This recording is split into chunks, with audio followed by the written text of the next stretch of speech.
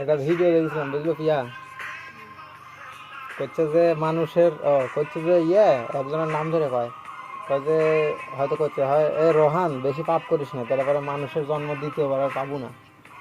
তখন করছে মানুষের না না না, করছে যে মানুষের জন্ম তো আমি নিতে চাই না, এই জন্য তো আমি পাপ করার প্রোডাকশন বাড়ায় দিছি, একবারে মেলা বেশি করে পাপ করে। হচ্ছে মানুষের জীবন নিব না আর, এই প্রথমে প্রাইমারি স্কুল, তারপর হাই স্কুল, তারপরে কলেজ, এরকম করতে করতে জীবনটা শেষ।